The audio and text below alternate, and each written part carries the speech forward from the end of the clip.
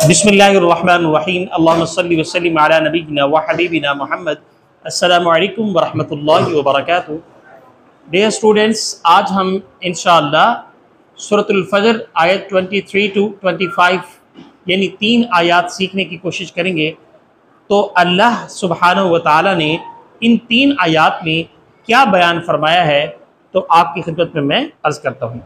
देखिए, ये जो पहली आयत है यानी आयत 23 में अल्लाह फरमाते हैं वजीअ यौमइज़िन बिजहन्नम यौमइज़िन यतज़क्करुल इंसानु व अन्ना लहु ज़िक्रा। जिस दिन जहन्नम लाई जाएगी उस दिन इंसान को समझ आएगी, मगर आज उसके समझने का क्या फ़ायदा। समझ में आ रही बात? यानी जहन्नम के हवाले से तो ये बात तय है।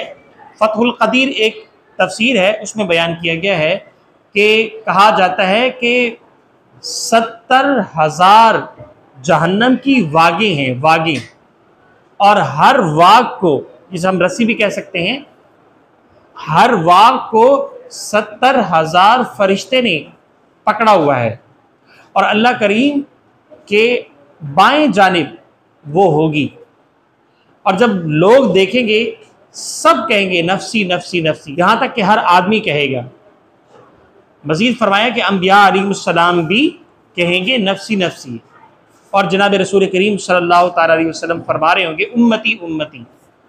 तो इस एतबार से देखा जाए कि क़यामत के मुताल्लिक जो इस आयत में अल्लाह करीम ने बात फरमाई है वो वाज़ेह है कि इंसान कहेगा, क्या कहेगा कि अब मुझे समझ में आई कि अल्लाह सुब्हानहू व तआला ने हमें क्या बताया था, क्या तालीम दी थी, काश ये पहले समझ लेता।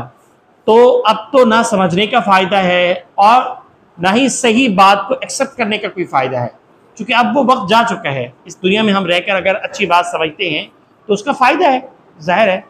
अब इसकी मिसाल यूँ समझें, आपका एग्ज़ाम हो रहा है, तो एग्ज़ाम में जब आपके पास क्वेश्चंस आते हैं और उसके आंसर्स, ओहो अब मैं तैयारी करना चाह रहा हूँ, तो अब फ़ायदा नहीं तैयारी करने का, क्योंकि आपको पहले कुछ दिन दिए गए थे ना, कुछ माह दिए गए थे, तो उसकी आपने सही तैयारी नहीं की, तो अब उसका फ़ायदा नहीं है, वो वक्त ख़त्म हो चुका। अब तो आपको एग्ज़ाम देना है और उन क्वेश्चंस के आंसर्स देने हैं, और अगर आप नहीं देंगे तो आप क्या हो जाएंगे?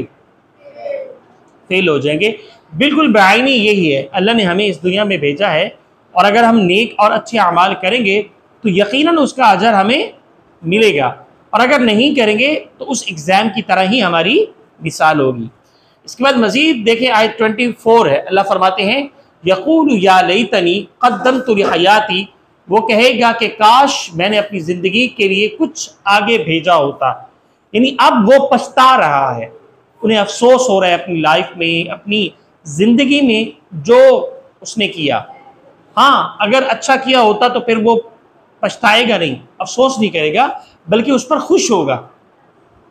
लेकिन जो अच्छा काम नहीं करेगा, अल्लाह को नाराज़ करेगा, उसके रसूल की तालीम को इग्नोर करेगा, तो वो ये कहेगा या लैतनी क़द्दमतु लिहयाती, कि काश मैंने अपनी ज़िंदगी के लिए कुछ आगे भेजा होता, ताकि आज मुझे अल्लाह के सामने शर्मिंदा ना होना पड़ता। और फिर जो अल्लाह की तरफ से नाराज़गी का मामला है वो फिर ज़ाहिर पनिशमेंट भी होगी। अल्लाह हम सबको जहन्नम की आग से बचाए। बल्कि हम अल्लाह से हमेशा जब जहन्नम का तज़किरा हो तो ये दुआ मांगे, अल्लाहुम्मा इन्नी अस्अलुकल जन्नतुल फिरदौस व अऊज़ु बिका मिनन नार। अल्लाह, हम आपसे जन्नतुल फिरदौस का सवाल करते हैं और जहन्नम से पनाह मांगते हैं। इसके बाद मज़ीद आगे बढ़ें तो आयत 25 है, इसमें अल्लाह फरमाते हैं फ़यौमइज़िन ला युअज़्ज़िबु अज़ाबहु अहद। बस उस दिन अल्लाह के बराबर कोई अजाब देने वाला न होगा। यकीनन यहाँ भी कुछ पनिशमेंट मिलती हैं जो मुजरिम लोग होते हैं, ठीक है, जो दुनिया के हवाले से वो कानून तोड़ते हैं, यहाँ के कुछ उसूल हैं, उन उसूल के मुताबिक उनको पनिशमेंट मिलती है। लेकिन यहाँ तो कुछ सिफारिशें चल जाती हैं, ठीक है, उसके बदौलत उनको छोड़ दिया जाता है। लेकिन अल्लाह के यहाँ सिफारिश नहीं चलेगी, अल्लाह के यहाँ उस तरह की सिफारिश नहीं चलेगी। एक वो जो अल्लाह की नाराज़गी को अपनी ज़िंदगी में लाकर और या फिर अल्लाह की नाफरमानी करता रहा, अब वो चाह रहा है कि मैं कामयाब हो जाऊँ और किसी की सिफारिश चल जाए, तो अल्लाह जिसको चाहेगा वो सिफारिश कर भी सकता है, लेकिन ये इस तरह की सिफारिश नहीं होगी जो दुनिया में होती है। तो फ़यौमइज़िन ला युअज़्ज़िबु अज़ाबहु अहद, बस उस दिन अल्लाह के बराबर कोई अजाब देने वाला ना होगा। यानी अगर आप कुरान करीम की मुख्तलिफ आयात को देखें तो उनमें से एक आयत का मैं तज़किरा करना चाहता हूँ। सूरतुल बुरूज में अल्लाह फरमाते हैं इन्न बत्श रब्बिका लशदीद, बेशक अल्लाह की पकड़ क्या है, बहुत सख्त है। अल्लाह हम सब को जहन्नम की आग से बचाए और अल्लाह सुब्हानहू व तआला हम सब को नेक अमाल करने की तौफीक अता फरमाए और रसूल करीम सल्लल्लाहु तआला अलैहि वसल्लम की मुकम्मल इत्तिबा करने की तौफीक अता फरमाए। जज़ाकुमुल्लाहु खैरन। वस्सलामु अलैकुम व रहमतुल्लाहि व बरकातुहू।